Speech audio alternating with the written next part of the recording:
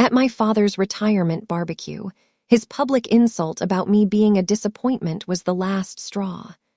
I took back his $11,500 gift and walked out. But the real shock for my family came the next morning when they realized the watch was the smallest thing I'd taken back. This is where the story truly begins, and you won't want to miss what happens. Make sure you're subscribed to see it through to the end. We're always curious. Where in the world are you all watching from today? Let us know in the comments. The smell of lighter fluid and overcooked sausages hung heavy in the humid August air. A smell I usually associated with lazy, happy weekends. But not today. Today the smell was suffocating. I gripped the small, heavy, dark green box in my hand, the lacquer cool against my sweaty palm. I was standing in the center of my parents' backyard, a small patch of unnaturally green lawn that I, of course, paid the landscaping service for. This was the main event, my father Gerald's retirement party. I had flown in from Portland, taking 2 precious days away from a critical product launch, all to celebrate a man who had never once celebrated me. My tech consulting firm was booming. We were on the brink of a major acquisition, and I was running on caffeine and adrenaline. I felt physically ill, a combination of jet lag and the familiar acid-churning anxiety that only a visit home could induce. My mother Margaret, a woman who existed in a permanent state of flustered agitation, glided over. "Caroline, dear, he's about to make his speech. Come, come." She tugged at the sleeve of my silk blouse, her eyes darting around to make sure the neighbors were watching. I nodded, my smile feeling like a cheap mask. "I have his gift, Mom." "Oh, wonderful," she whispered, her relief palpable. Image was everything. Gerald stood on the small patio, a glass of scotch in one hand, looking every bit the proud patriarch. At 65, he was a handsome man, his hair still thick and silver, his posture rigid from a lifetime of believing he was the most important person in any room. He had been a civil engineer, a man of slide rules and concrete, and he held a deep, abiding disdain for my new age career in the digital world he refused to understand. He gave a rambling speech about hard work, about real professions, and about the comfortable retirement he had earned. My brother Derek, the golden child, stood beside him, beaming. Derek, 35, and perpetually in between ventures, worked in finance, a euphemism so vague it covered everything from failed day trading to his current pyramid scheme selling vitamins. When the applause died down, Margaret nudged me forward. "Caroline has a little something for you, Gerald." All eyes turned to me. I felt that familiar shrinking sensation. I walked forward and held out the box. "Congratulations, Dad. I wanted to get you something special." He took the box, his movements deliberate. He opened the clasp, and even from a few feet away, I could see the glint of the platinum and steel Rolex. A murmur went through the crowd of neighbors and distant relatives. It was an $11,500 watch. It was excessive. It was a desperate, pathetic attempt to finally buy his approval. Gerald looked at the watch. Then he looked at me. A slow, thin-lipped smirk spread across his face. He raised his voice for the crowd to hear. "Trying to prove something, Caroline." My stomach bottomed out. The air was sucked from my lungs. "You're still my disappointment." He didn't yell it.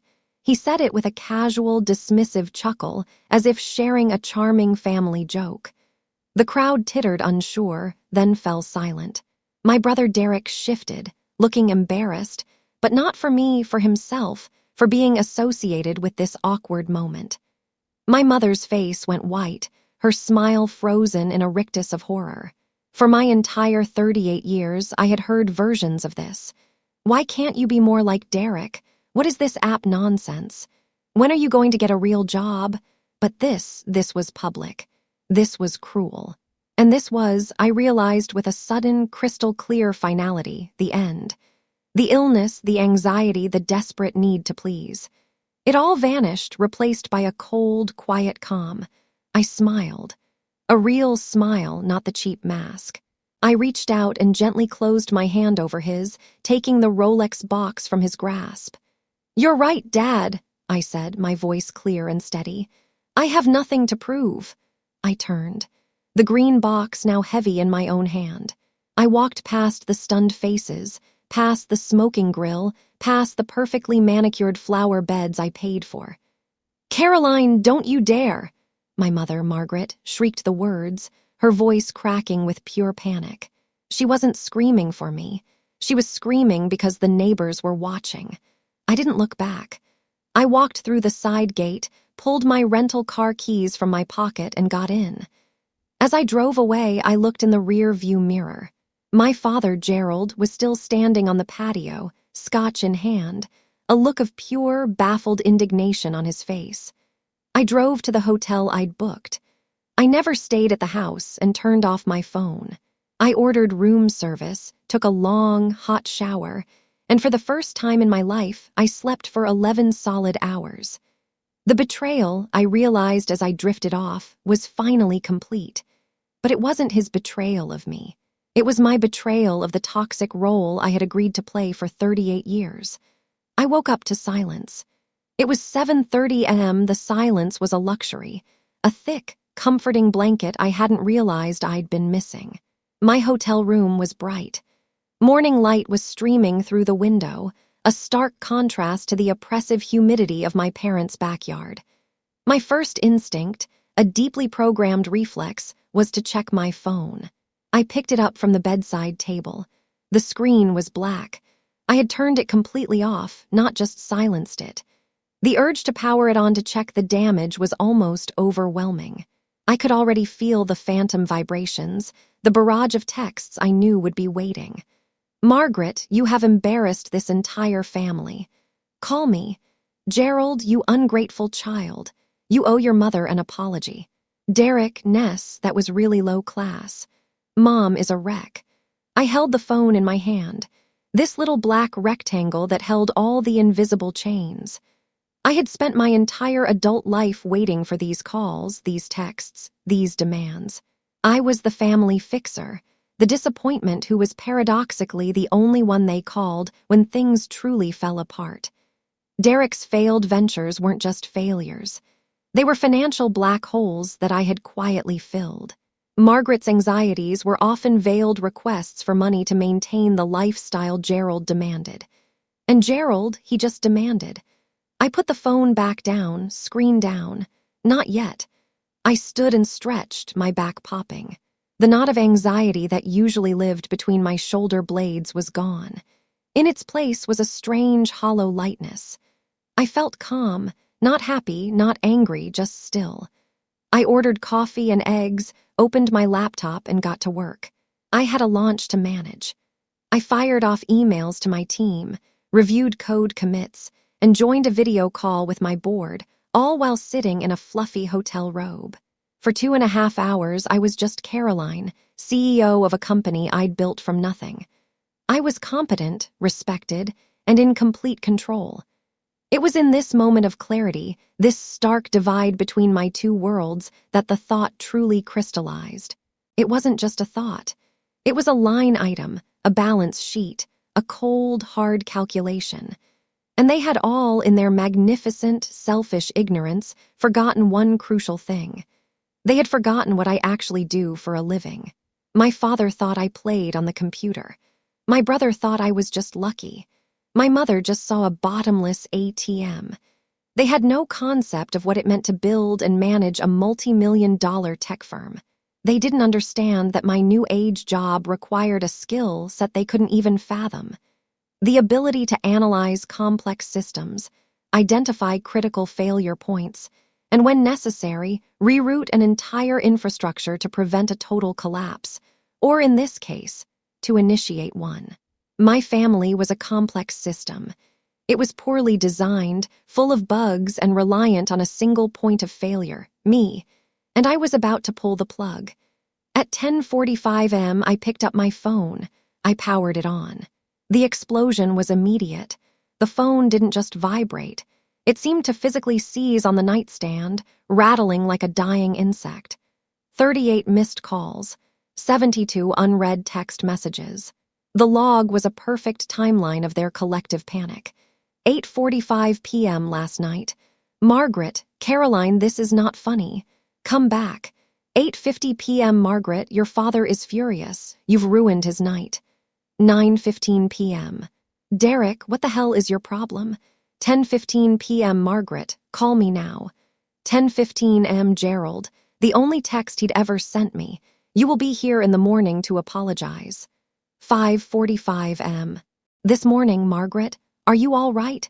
Please just let me know you're safe. The manipulations shift from anger to feigned concern.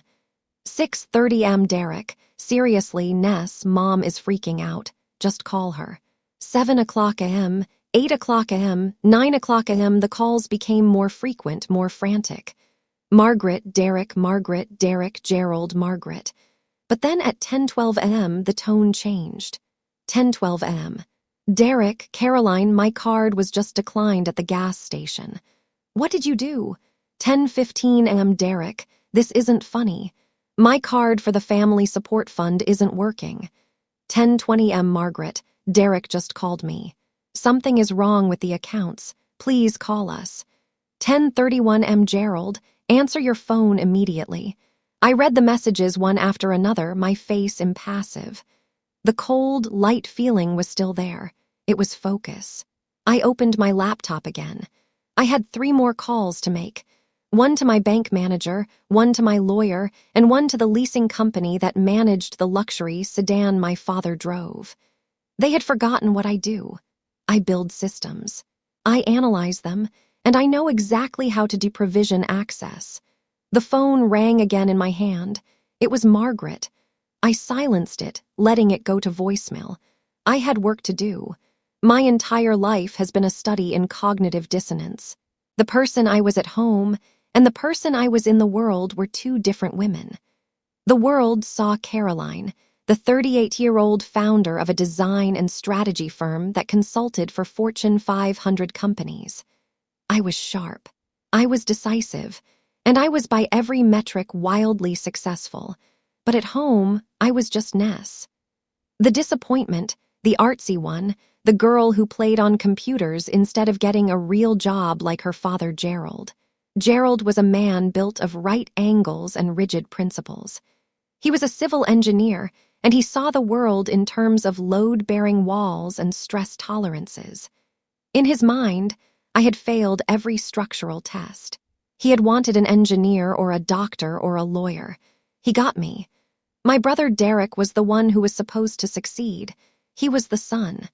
He went into finance, which made Gerald beam with pride, even though none of us, least of all Gerald, knew what Derek actually did. I knew. I knew because I was the one who got the first call. It was 11 years ago. I had just closed my first major seed round. I was celebrating with my team when my phone buzzed. It was Derek, and he was crying. Ness, I messed up, he'd whispered, his voice thick. I lost it, all of it. Lost what, Derek? What are you talking about? The startup money and some of Mom and Dad's. It turned out Derek, in his first venture, had convinced Gerald to consign a massive business loan, leveraging the family home as collateral. He then proceeded to lose it all and more on a series of terrible investments.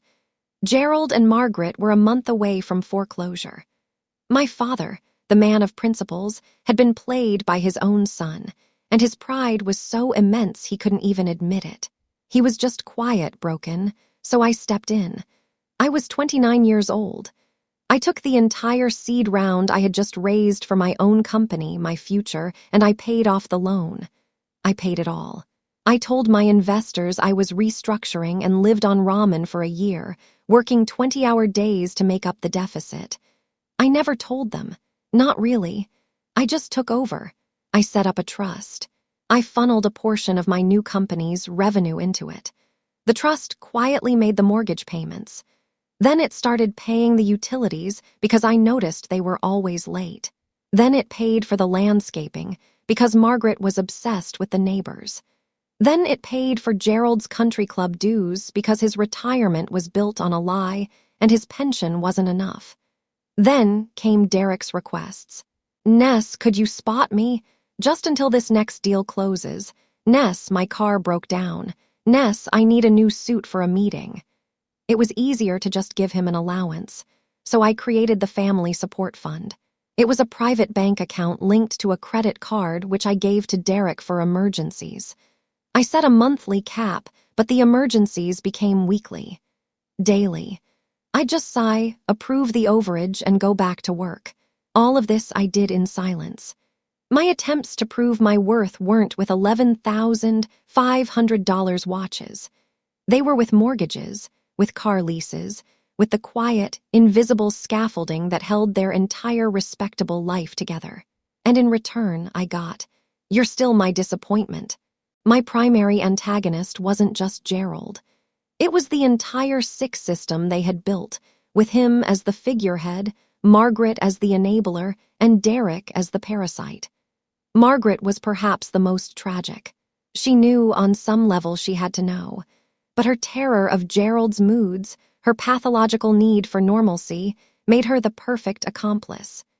"Just make peace, Caroline," she'd plead with me over the phone. "Your father, he's just from a different time. He doesn't mean it." "He does mean it, Mom. That's the whole point. You're successful, we know, but he just wants you to be happy." "He wants me to be him," I'd reply, exhausted. "Or Derek." And Derek, the golden child. He was the most insidious of all. He wasn't just a failure. He was a confident failure. He wore his incompetence with a baffling swagger. He'd sit at the Thanksgiving table after I just transferred $5,500 to cover his rent and lecture me on my company's risky overhead. "You're spread too thin, Ness," he'd say, tapping his fork on the table. "You need to diversify your assets like Dad, like me." And Gerald would nod, mouthful of turkey. "Listen to your brother, Caroline. He knows the market." My phone buzzed again, pulling me from the memory. It was an email not from my family. It was from my private investigator. Oh yes, I had forgotten that part. My father's disdain was a given. My mother's enabling was a constant. But Derek was a liability. And I, as the primary investor in Derek, Inc., had finally decided to do some due diligence. 2 weeks ago, I'd hired a pie to figure out where all the family support fund money was really going. It wasn't just failed ventures and bad rent. The numbers were too big. The email subject was, "Final report DH." I opened it. I poured another cup of coffee. The last piece of the puzzle was clicking into place. The hotel room, which had felt like a sanctuary, suddenly felt like a war room. The pie's report was not a long read, but it was dense. It was clinical. It was devastating. Derek was not a financial advisor. He was not between ventures. My brother, the golden child, had a severe, crippling gambling addiction. The family support fund wasn't paying for suits and rent. It was paying off online sports betting sites. It was covering markers at underground poker games. The pie had attached screenshots of threatening texts from bookies, a list of transfers to offshore accounts, and a detailed summary of his debts. The $5,500 for rent I'd sent last month. It had covered about 3 days of his losses. He was in the hole for just over $218,000. And the people he owed money to were not the wait until your next paycheck types. My quiet funding of his life hadn't just been enabling a failure. It had been financing a dangerous and accelerating self-destruction. And he had been using my parents' good name and my money as his shield. The cold calm I'd felt earlier was gone. It was replaced by a white-hot, focused rage. The betrayal wasn't just the insult at the barbecue. It was the decade of lies. It was the manipulation. It was the fact that they had all of them treated my hard-earned success as a utility, a natural resource to be plundered. I had been a fool. I had been a victim. And now I was done. This was no longer a family squabble. This was a hostile takeover, and I was shifting from a passive, wounded party into a strategist. My clever trap wasn't something I had to set. It was a trap that was already sprung. The only thing I had to do was stop holding it open. The leverage I had wasn't a secret document or a hidden piece of knowledge. My leverage was gravity. I had been the only thing holding them up, and I was about to step aside. I picked up my phone. My fingers flew across the screen, not in anger, but with the precise, detached efficiency of a surgeon. First call, my personal wealth manager at the bank. Richard, good morning. It's Caroline. Miss Hartwell, always a pleasure. How is Portland? Productive. Listen, Richard, I need to make some immediate changes to my automated transfers. I'm dissolving the Family Support Fund account. I want all automated payments from that account, and from my primary business account to the list of payees I'm sending you to be terminated immediately. There was a pause. All of them, Caroline. I'm looking at the list. That includes the mortgage trust for your parents' address, the country club membership, and the lease payments for 2 vehicles. That's correct. All of them. Terminate with prejudice. And Richard, I want you to freeze the card associated with the support fund account number ending in 4088 as of 1 hour ago. Understood, he said, his voice dropping into a professional, unquestioning tone. I'll execute this immediately. Second call, my corporate lawyer. Patricia, hi, I have a situation. A Caroline situation or a business situation. A family situation that is about to become a business situation. I need you to draft a cease and desist, and I need to know the firewall between my personal assets and my company, specifically regarding family debt. I explained the $218,000. I explained Derek's activities. Okay, she said, all business. He's not your employee and he's not an officer of your company. You are not liable for his personal gambling debts. However, these bookies don't care about legalities. I want you to file a police report immediately, not to have him arrested, but to create a paper trail. If these people come looking for him, you need a document that states you are not associated with this. And the cease and desist, who is it for? My brother Derek. I need to formally, legally state that he is to have no more contact with me or my company regarding financial matters. I can have that drafted in an hour, Patricia said. Caroline, are you okay? I've never been better, I said, and I was surprised to find I meant it. Third call, the leasing company for my father's luxury sedan. It was a short, simple conversation. The lease was in my company's name. I was terminating it early. Yes, I would pay the penalty. I wanted the car repossessed today. Final action. I forwarded the PI's report, my lawyer's recommendations, and a very short, very clear email to one person, my mother. Subject, the truth. Mom, I will not be calling you. I will not be coming back. The family support fund you all relied on is now closed. The card Derek has been using is deactivated. I will no longer be paying for the mortgage, the cars, the club, or any of it. My father's insult was just the tip of the iceberg. Attached is a report detailing exactly where the money you all took from me has been going. Derek does not have a cash flow problem. He has a gambling addiction, and he is over $218,000 in debt to dangerous people. This is no longer my problem to solve. Do not contact me. Do not try to find me. The next person you will hear from is my lawyer. Caroline, I hit send. I packed my bag. I put the Rolex, still in its green box, into my carry-on. I figured I'd sell it, or maybe I'd keep it as a reminder. I checked out of the hotel. As I walked through the lobby, my phone lit up with a new unknown number. I didn't answer. I stepped out into the bright August sunshine, took a deep breath of clean, clear air, and hailed a cab to the airport. The first part of the plan was complete. Now I would just let the system I had built tear itself apart. The flight back to Portland was the first time in my adult life I had ever truly been off the grid. I'd paid extra for the patchy in-flight Wi-Fi, not to communicate, but to watch. I had a separate secure portal set up to monitor my finances. I watched in real time as the holds and terminations I had ordered went into effect. The Family Support Fund account, status, frozen. The mortgage trust, status, payments terminated.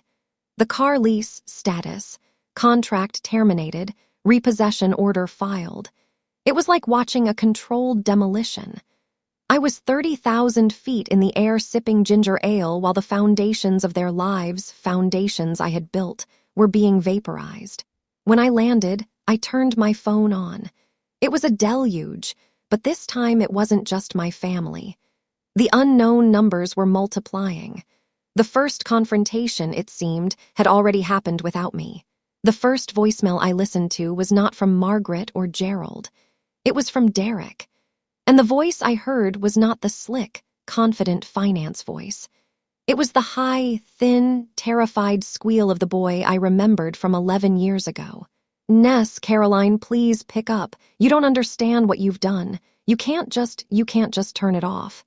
These guys, they aren't investors. Ness, they're serious. They were at the house. They were at the house looking for me. And Gerald, Dad, he told them. He told them where I live. You have to call me. You have to fix this. He was weeping, a pathetic, gasping sound. I deleted the voicemail. The next one was from Margaret. It was pure, unfiltered hysteria. Caroline, what have you done? A man, a horrible, large man, was just here at our house during the barbecue. He came to the door asking for Derek. He said Derek owed him money. Gerald told him he didn't know. And then a tow truck, Caroline, a tow truck came. It took your father's car right out of the driveway in front of everyone. I've never seen him like this. You have to call. You have to explain what is in that email. I can't open the attachment. What did you do? So the reveal had been more chaotic than I'd planned. The bookie had shown up at the party. The tow truck had arrived while guests were still mingling. The public humiliation I had suffered was nothing compared to the one I had, with a few phone calls, engineered for them. I almost felt a sliver of pity. Almost. I got home to my quiet, minimalist apartment overlooking the river. I showered, changed, and made a cup of tea. And then I did the one thing I hadn't planned on. I called my mother. She picked up on the first half ring, her voice a throaty gasp. Caroline. Hello, Mom, I said, my voice perfectly calm. Oh, thank God. Caroline, you have to fix this. Your father, he's in his study. I think he's crying. I've never heard him cry. The car is gone. The neighbors are all talking. And Derek, oh God, Caroline, Derek. What about Derek, Mom? He's here. He's hiding in his old bedroom. Those men, they went to his apartment. So he came here. He's terrified. He said you did this. I didn't do this, Mom. I just stopped paying for it. But the car, your father's retirement, we can't, she was sobbing now. Why would you do this after all we've done for you? The sheer, breathtaking audacity of that statement almost made me laugh. Done for me. Mom, I have been paying your mortgage for 11 years. I have been paying for Dad's car. I have been paying for Derek's mistakes. I am the only reason you have a house for him to hide in. There was a choking sound on the other end. What? What do you mean? You helped with the mortgage. Your father said Dad lied, I said, sipping my tea. He didn't handle the loan 11 years ago. I paid it off and then I kept paying. I paid for everything. The house you're in is not yours. It's been funded by the disappointment for over a decade. Silence. Not a stunned silence, but a heavy, guilty silence. You knew, I whispered, the realization hitting me. You didn't know the details, but you knew. You knew he couldn't afford that house. You knew the checks were coming from me. We're your family, Caroline, she whispered, her voice hardening. You're supposed to help. It's what family does. No, Mom, that's what I did. Family isn't supposed to call their daughter a disappointment after she buys them an $11,500 watch, which, by the way, was bought with the money I earned, not the money I was siphoning off my relatives. You ungrateful. Stop, I said, my voice like steel. I'm done. I've already spoken to my lawyer. This is the last time you and I will speak without her present. The bank will be in touch about the house. I suggest you and Dad start looking for apartments. And tell him the police report has already been filed. He can't hide behind me anymore. I hung up. The first confrontation was over. I had shattered their perception. But the true extent of the deception, Derek's $218,000 secret, was a bomb that had yet to fully detonate. The bank notices wouldn't arrive for a few days. The real panic hadn't even begun. The next 36 hours were a masterclass in desperation. My family, now cut off from their primary source of life, began to flail. But they weren't flailing together. The united front they had always presented against me had crumbled, and they had turned on each other. My phone, now that I had blocked Margaret, Gerald, and Derek, was quiet. But my lawyer's phone was not. "They are persistent," Patricia said, sounding tired. "Your mother has left 12 voicemails. They're mostly crying and accusations. Your father left one. It was colorful. He threatened to sue me, you, and the leasing company for grand theft auto. I've already sent him a reply referencing the contract with your company's signature on it. And Derek, Patricia, is a different story. He's not calling me. He's calling my assistant, pretending to be a process server. He's trying to find your home address. He's panicking." "As he should be," I said, looking out at the calm water of the river. "Yes, about that, the pie report was good, but I dug a little deeper as you asked. His bookies aren't just local thugs, Caroline. The offshore accounts he was wiring money to, they're part of a much larger, very organized syndicate. The $218,000, that's just what we know about. And it seems his family support fund credit card was his primary line of credit. By freezing it, you've essentially defaulted on his behalf." A cold shiver went down my spine. "What are you saying?" "I'm saying he's not just in trouble. He's in danger, and he's desperate. A desperate man will do desperate things. He's been trying to access the mortgage trust, the house. He's been calling your bank trying to impersonate you." This was the escalation. Derek wasn't just a sad sack gambler. He was a criminal. He was committing fraud. "I need you to call your parents, Caroline," Patricia said. I told them I wouldn't. "No, you need to call them and have a second confrontation. You need to present this irrefutable proof. The wire fraud, the impersonation, the pie report. You need to do it now, before Derek does something that drags you in any deeper. You need to make them understand that he is not a victim. He is the perpetrator. And you need to record the call. My office will set it up." This was it. This was the final break. This wasn't just about an insult at a barbecue. This was about severing a limb to save the body. Patricia set up a 3-way recorded conference call. I unblocked Margaret's and Gerald's numbers for 1 hour. I dialed, Gerald answered. "What?" "It's Caroline. I have my lawyer Patricia on the line. This call is being recorded." You dare," he blustered. But the voice was thinner now. Less patriarch, more old man. "Where's Mom?" "I'm here," Margaret whispered. "Good, you both need to listen and you are not to interrupt. Patricia, please proceed." "Mr. and Mrs. Hartwell," Patricia's voice was crisp and devoid of emotion. "We are calling to inform you of several irregularities that have come to our attention, specifically regarding your son, Derek." "What about Derek?" Margaret asked, her voice trembling.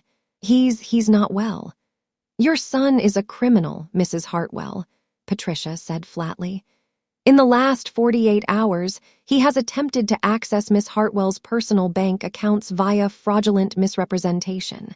That's a federal crime. He has also incurred over $218,000 in gambling debts, which he has attempted to secure by illegally using Miss Hartwell's financial instruments." "Lies," Gerald roared. He has a cash flow problem. It's that woman he was seeing." "Dad," I said, my voice cutting through his, "it's not a woman, it's a bookie, and I have the receipts. Patricia, please send them the file now."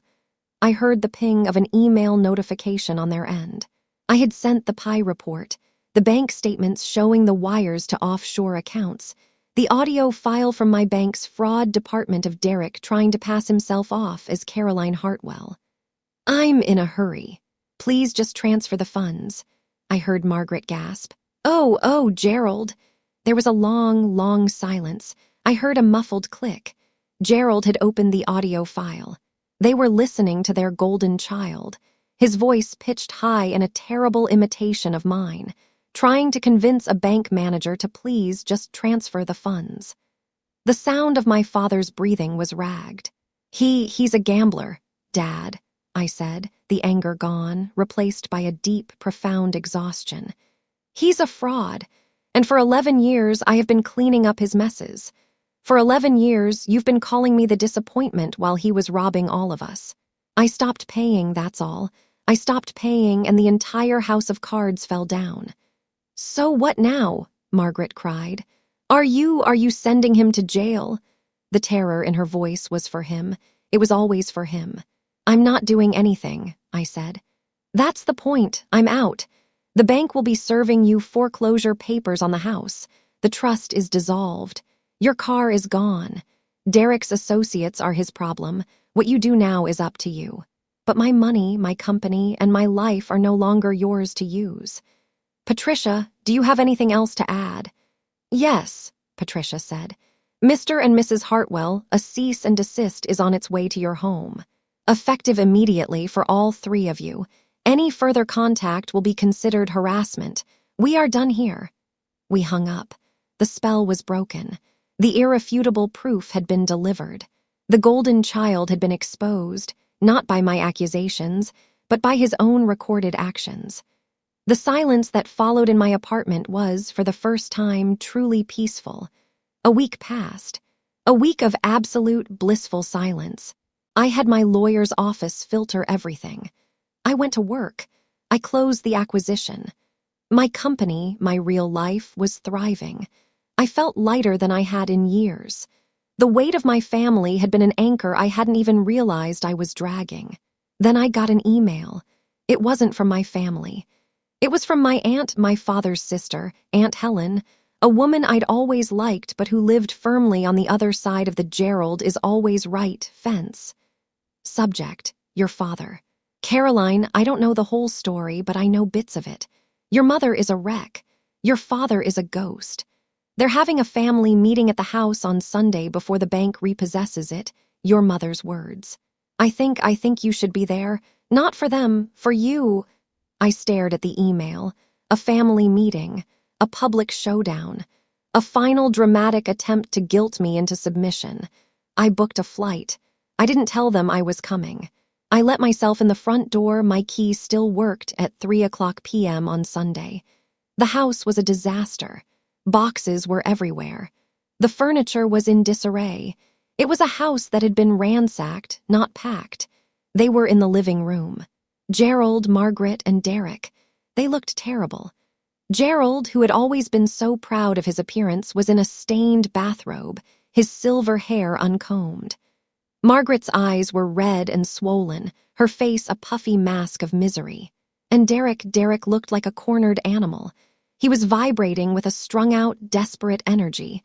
They all froze when they saw me. Caroline, my mother whispered, as if seeing a ghost. You have no right to be here, Derek shrieked, jumping to his feet. I paid for this, I said, my voice echoing in the half-empty room. I was holding a single, thick, leather-bound binder. I paid for this sofa. I paid for this rug. I paid for the roof over your head. And since you're all here, I thought it was time we went over the final accounting. I was no longer the daughter. I was the CEO. This was an exit audit. What is this? Gerald said, his voice a gravelly rasp. This, I said, dropping the binder on the coffee table with a heavy thud, is the last 11 years of my life, and yours. I opened it to the first tab. Let's start with the house. In 2014, when Derek's first venture failed, you were 30 days from foreclosure. Here is the bank statement showing my wire transfer of $131,000 to clear the lien. And here are the 120 subsequent mortgage payments I made on your behalf. Total contribution, $421,200. Margaret let out a small, strangled sound. Next, I flipped the page. The cars, Dad, your retirement sedan, a company lease. Here's the contract. Total cost to my firm, $46,500. And Mom, your little runabout, also me, $31,000. But the country club, Gerald whispered, his eyes wide. He was looking at the numbers, the concrete, irrefutable data. I was finally speaking his language. Page 3. Your dues, your bar tabs, your golf games, all paid from the family support fund. Total, $67,500. You kept records. Margaret was horrified. Of course I did, I said. I'm a businesswoman. I track my expenditures. And then I turned to the last tab, the thickest one. And then there's Derek. Derek, who had been sinking into the couch, tried to stand. You can't. I can, I said, my voice dropping. This isn't just about failed startups, Derek. This is about fraud. This is about addiction. This, and I pulled out a single sheet, is a summary from the pie I hired. Wires to offshore accounts. Markers from bookies. Online casinos. A grand total of $233,000 in 16 months, all funneled through the account I was paying for. Gerald looked from the paper to his son. The look on his face was not anger. It was comprehension, the final, terrible click of the puzzle. The disappointment and the golden child had been in the wrong bodies all along. So this is it, I said, closing the binder. I'm not here to save you. I'm not here to yell. I'm here to collect one last thing. I walked over to the mantelpiece where a framed photo of me, Derek, and our parents sat, a happy family frozen in a lie. I took the photo out of the frame. No, wait, Margaret started. But it was Derek who made the final move. He had been watching his father's face. He had seen the shift. He knew in that moment that the con was over. He grabbed the binder. He held it up. So what? So you paid. That's what you do. You pay. You think this paper makes you better than me? Yes, I said. And Gerald, my father, the rigid, unbending man, finally looked at his son and saw him. You, Gerald said, his voice a quiet rumble. You are a thief. Derek froze. He looked at his father, his face crumbling. Dad, you're not my son, Gerald said, standing up. He was shaking. You let me call her, he couldn't finish. He pointed a trembling finger at the door. Get out. But Dad, I have nowhere to go. She cut me off. Get out, Gerald roared. And in that moment, I saw the man he could have been. Derek, in a final pathetic act, threw the binder at the wall. Pages of his deceit flew everywhere. And then he ran. He grabbed his coat, tore open the front door, and was gone. The showdown was over. It wasn't a bang. It was a whimper. In the silence that followed Derek's exit, the only sound was the rustle of papers as they settled on the floor. Margaret was weeping silently into her hands. Gerald stood, breathing heavily, staring at the empty doorway. He looked 20 years older than he had at his retirement party. I knelt and began gathering the pages, my spreadsheets, my receipts, my proof. Leave it, Gerald said. I looked up. He was looking at me, really looking at me for the first time. He started. He held out a trembling hand, not to me, but to the room, to the boxes, to the mess. All this time. Yes, I said. I stood up, the binder in my hand. All this time. I didn't expect an apology. I didn't want one. It wouldn't have been real.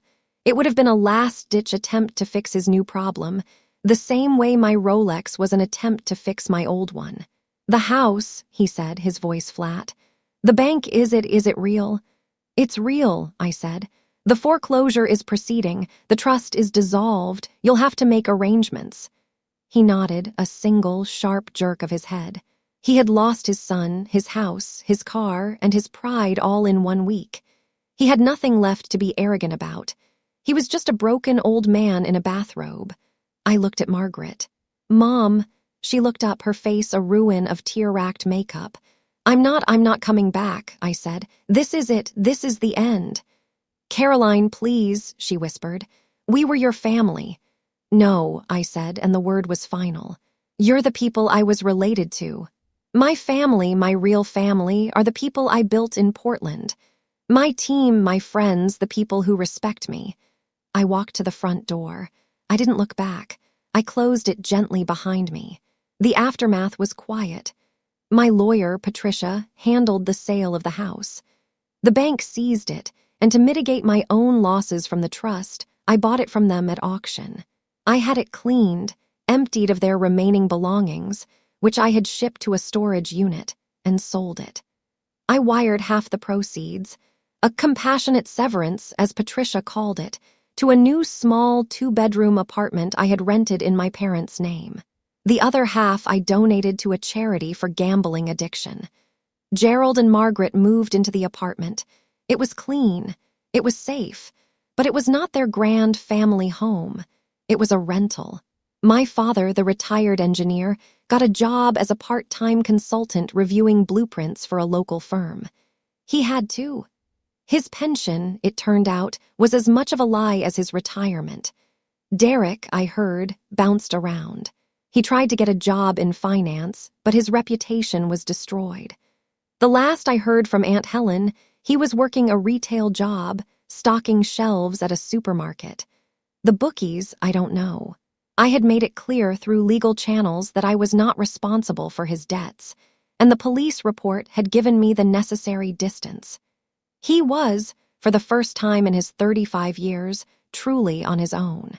The $11,500 Rolex. I kept it.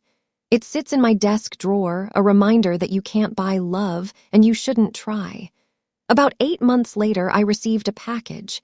It was a small, handwritten letter. It was from my father. There was no "Dear Caroline."